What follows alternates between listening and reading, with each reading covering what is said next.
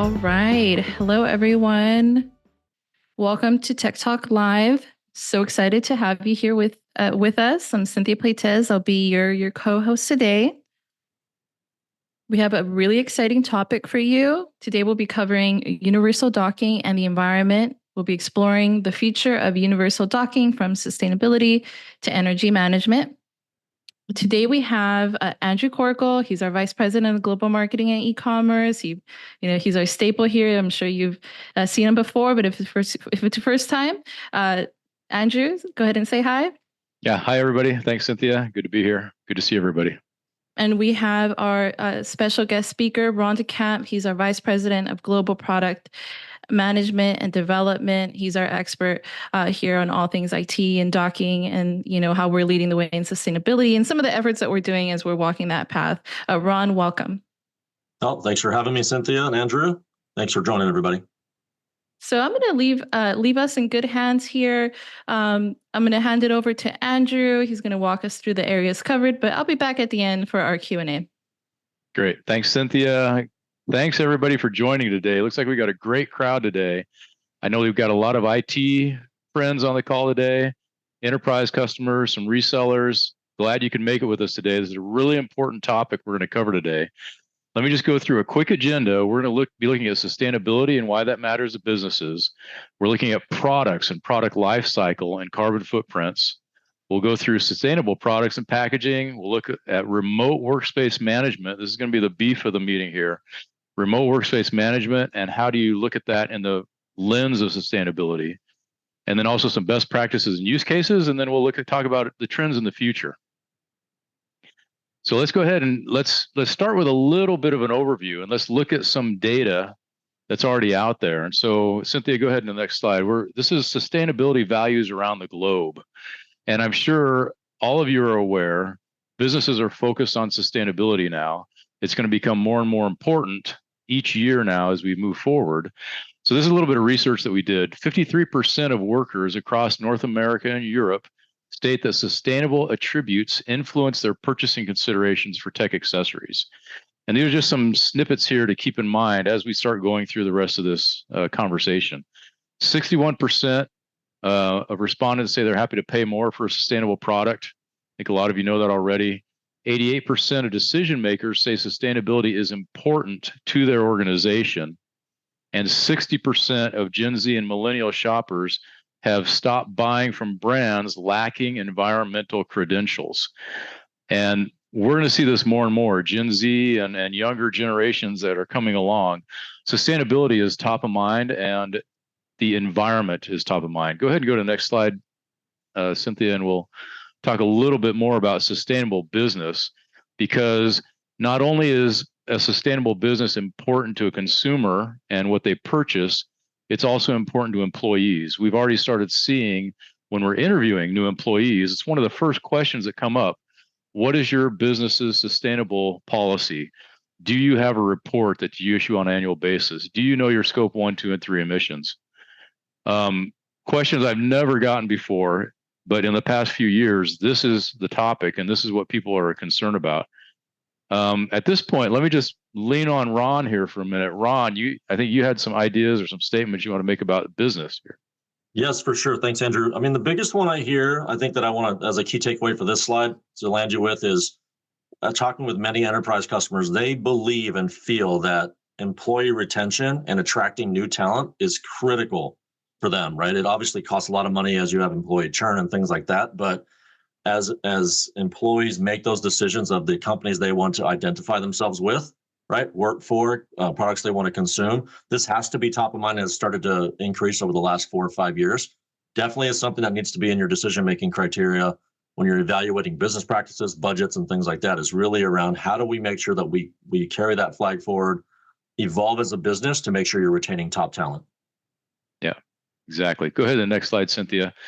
Just wanted to show a quick snapshot. This is kind of a complicated slide, but there's 4 things here. So Targus, we have a sustainable management system. I know in your companies, you probably have something similar. And if you don't, get with your teams and make sure that they're actually working on this. But at Targus, we're focusing on circularity, CO2 reduction, social responsibility, packaging, and distribution. Those are really the 4 critical areas that we can make a direct impact on our carbon footprint. And, we're a product company. We make a lot of accessories. Accessories, when you're making them in your, at your factories, the distribution that takes place, you're burning a lot of energy to do that. And so as we evolve, we're really focused on how do we reduce the carbon footprint. And it's not only for us, but also for your companies. If you are purchasing products from a company, or if you are looking at doing a new project within the company, this is one of the first things that's going to be coming up now: sustainability. How is the new project going to actually save energy? How is it going to reduce our carbon footprint by going through this new project? Go ahead to the next slide, Cynthia, and we'll talk about the extending the product life cycle. So this is Ron. Ron, this is your whole area now. How often are you asked to extend the product life, or how long is it going to last, and is it sustainable? Yeah, absolutely, Andrew. I mean, the way we think about it, and I run the entire product development team for our tech products at Targus, right? We really think about the longevity, the universality, and the design robustness of our products as we're developing, right? So the key here through universality is to ensure that our products will last through multiple refresh cycles and effectively remain fit for purpose as we talk about it. So the technology itself doesn't go obsolete. It doesn't have OS device compatibility issues. Right? We tend to want to bring products to market where we're tested them across multiple platforms, multiple brands and operating systems to ensure that that fit for purpose need is still met throughout many, many years across multiple refresh cycles. Right. Secondly, in terms of the design robustness, right, we spend a lot of time in a very rigorous development process, stress testing our design down to the circuit board level within our products, and we stress test these things, and we test them to a sense of extremely low temperatures, extremely high temperatures, and fluctuations in between. Because as you think about soldering components on boards, right, temperature fluctuations create cracks and soldering in the soldering, right? So you don't want things to heat up and cool down a lot of times. So if you can manage the continuity of temperature internally, those things, that improves the life cycle and lifespan of these products, right? And we do that. We take it very seriously at Targus, right? And we've started to build those into our products as we develop and refresh our portfolio. And I think we've just announced maybe just a handful of weeks ago, Andrew, correct me if I'm wrong, on a few of our key docs where we've actually come out with a 5-year warranty on products, right? We're industry leading there. And as we continue to bring the product evolution forward, we'll do that on future products as well. Yeah. And so Ron, you're right. Quality and longevity and having a very low return rate. And it's really important to us as a company and also to all of the customers we serve. So go to the next slide, Cynthia, and we'll get into the big reset. And I think the big reset has many connotations. You can think about this in many ways, because I know a lot of the IT teams out there are thinking about, I need to get out of Windows 10 and Windows 11 because support for Windows 10 is ending at the end of 2025. We've got to refresh an entire estate of laptops at some places. How can you do that and add value to the organization? How can you do that in a sustainable way? At the same time, you've got to support the workspace. You've got to support the commuter, the guy who's working from home, the person that's working in the office. So I know we're all at the point of reassessing this. And I want to encourage all of you to reassess this also from the lens of sustainability. And I'm saying that, like, most of us are here, this is mostly our people on the call are from the US. And so in the United States, a lot of us are aware of this. We've started working this direction, but not all companies are really doing this yet. If you go to Europe or you go to Australia, there are many, many laws that have been passed already that are forcing companies to reduce plastic packaging, to reduce waste, to start recycling programs, to not ship products into a country unless there's 50% of the packaging is recycled. There's a lot of laws that have been enacted, and those are going to come to the US as well. So it's really important for companies here, whether you're a large enterprise or a small business, start looking at the sustainability side of this. So Ron, I think now I wanted to turn this over to you more. And so, you're going to talk to us about really, I mean, we're talking about accessories and products, but how do our products play into sustainability? Is there a way that we can help people with that? Sure, absolutely. And it reminds me of an old saying that, price is what you pay and value is what you get, right? Everything in today's world is about value and how do you deliver and add value. I see tons of memes how do you educate your kids and teach them, and all the way through adding value in the workforce. So really for us, we took that to heart and we said, okay, we have a great suite of products. How do we bring them to help you and our mutual customers add more value into your organization, right? Add those value to your employees and to your customers as well, right? So Cynthia, on the next slide. So that really leads us into our MirrorLogic platform. Very specifically, I guess it's up here, placed in terms of our MirrorLogic platform and what we've launched in the last few years. So it is our IoT platform. So what we've done is we've taken docking and we've taken it to the next level, right? The connectivity peripherals, and allowed it to bring in data and insights, right? So we've worked with customers that wanted to be able to evaluate and understand what's happening in their business, and ultimately bring something to market where we can address IT needs, facilities and business and property management and operational teams as well. So Cynthia, on the next slide. So for this conversation, since we're talking about sustainability and eco, really I wanted to highlight the 3 green boxes here. So when we think about how does technology enable you to be more efficient and sustainable as an organization, let's talk about space, right? We've had many customers talk about we have a lot of space, but we don't have a lot of people coming into our buildings, right? Especially since the last 4 or 5 years, and now people coming back in a hybrid nature.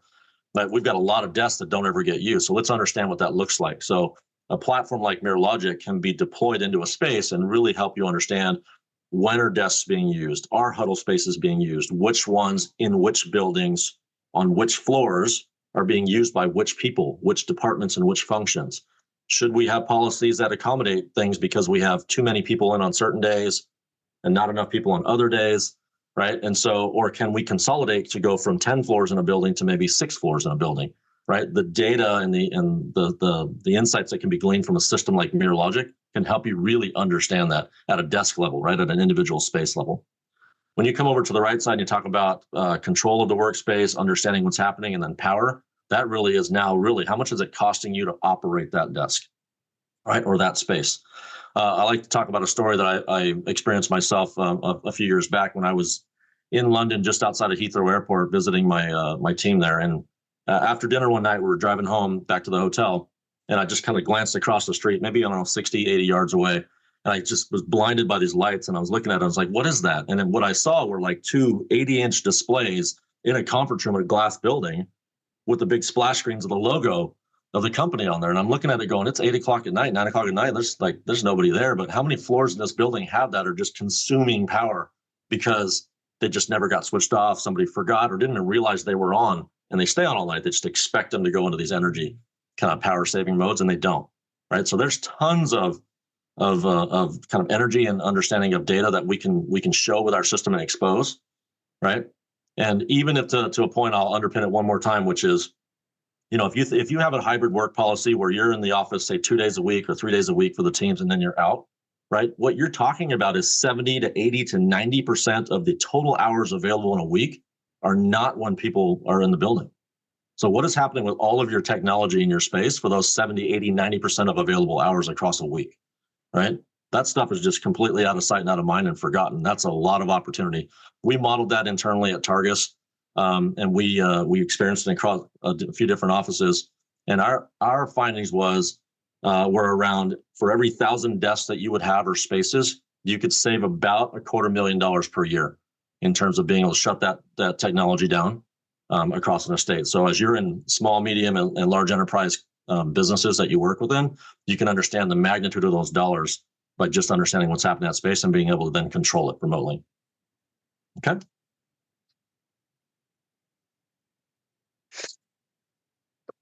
So Ron, let's impacts of employers. Again, I'm going to have Ron tackle this slide. Go ahead, Ron. Sure. Yeah. I mean, I think for us, that I go back to that hybrid work environment, right? We're seeing many people, and myself included, right? I work remote. I'm in the office when I need to be in Southern California, but I'm a lot of times traveling to visit with customers. So working remote now, I don't have an office space anymore, right? And so when you start thinking about that, you've really got to think through the policies of what's the best way to handle it as an organization, right? How to maximize those spaces. 5, 6, 7 years ago, everybody wanted bean bags and ping pong tables and collab spaces to hang out with the coffee bar, right? The little Nespressos. Are those spaces even being used today? How would you know, right? How do you know what's connected in those spaces if they ever are, right? And we know real estate, very expensive. Energy is very expensive. So when we think about that piece of it, we really want to be responsible as stewards of our organization, right? To really say, okay, what should we do with those spaces? What can we do better? Can we redeploy them into different types of spaces if we need more meeting rooms or less meeting rooms? So really, if you want to attract people back to the office and you want to be able to improve productivity and continue to build on that company culture, you got to work through that policy first, and then use the data that a mirror logic system can show you to tell you whether or not that's actually being effective in the space. Okay, next slide. So I want to talk about power management in detail. So we talked a little bit about energy, but really this is a visual of our power strip that we have at the bottom there. We do have international versions that for the varying plug types. But effectively what this does for you within our mirror logic system is allows you to really track and understand what's being consumed at the port level for any individual device.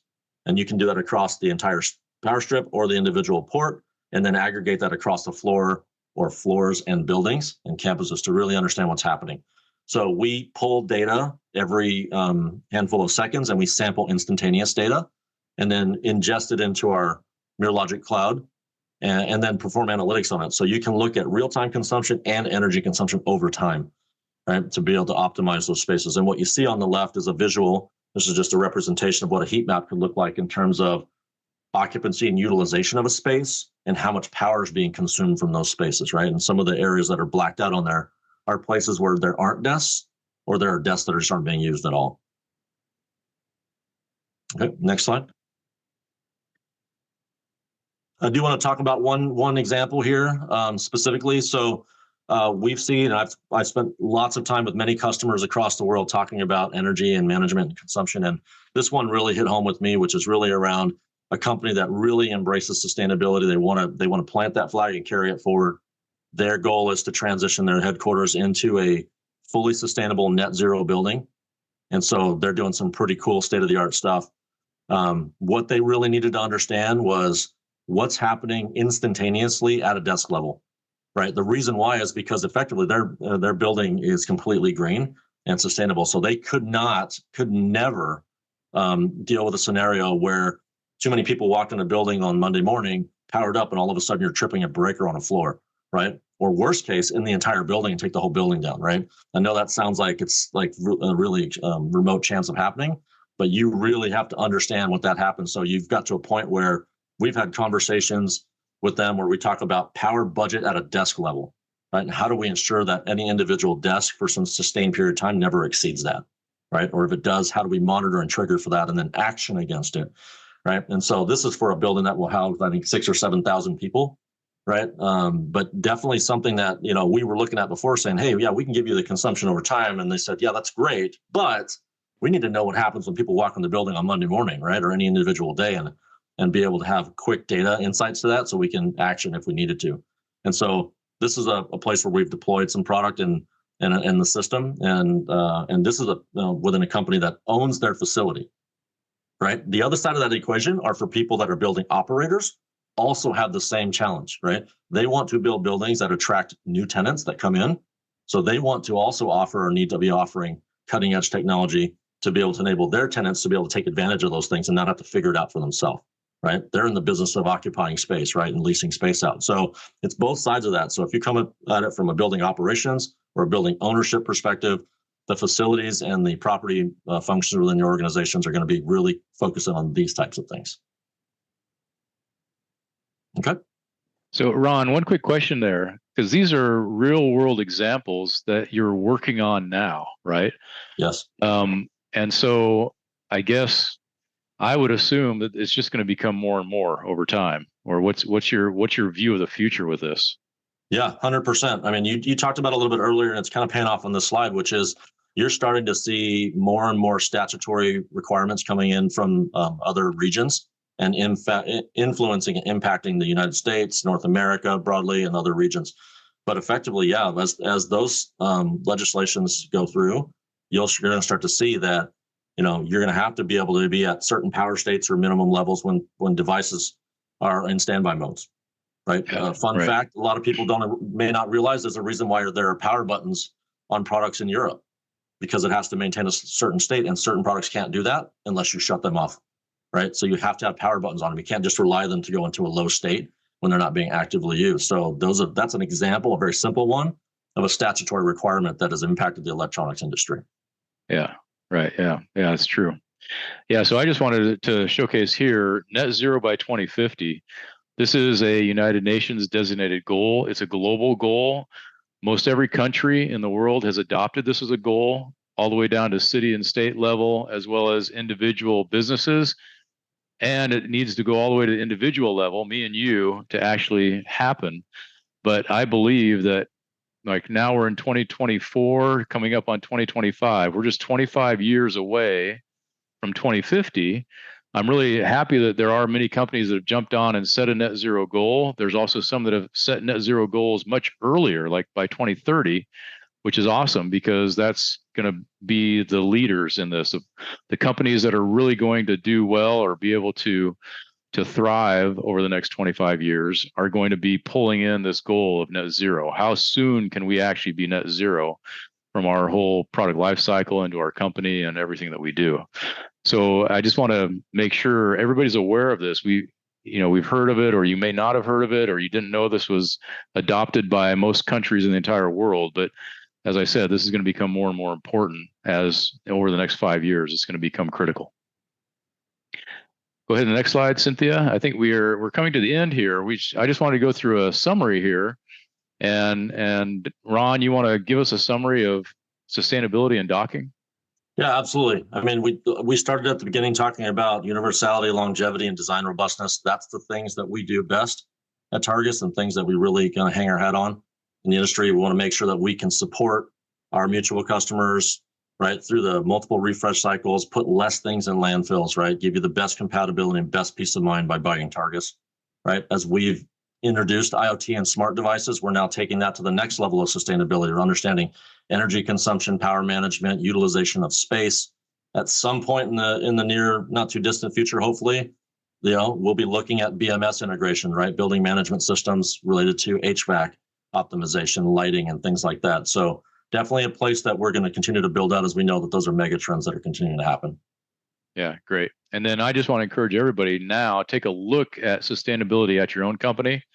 If you have an opportunity, get involved with the sustainability team, or at least talk to them. You may already be involved, but you need to have a good understanding of what's happening and apply it to your work, and then also take it home. And as an individual, we need to be responsible and think about this from a global level, but individually also, when we're at home, energy savings, our carbon footprint is going to become more and more important over time now. So we all can make a difference here. And it's going to become critical, I say, within the next 5 years, where I think you're going to see so many laws passed in the US, it's going to be dizzying.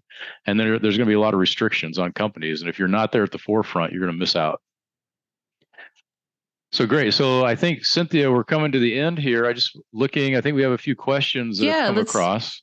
Let's take a look at some questions. So we're going to be wrapping up. So here's your time to get some live answers from our two Targus experts, to everybody on the call. So one question that came through is MirrorLogic compatible with all computer systems and laptops? Yes, absolutely.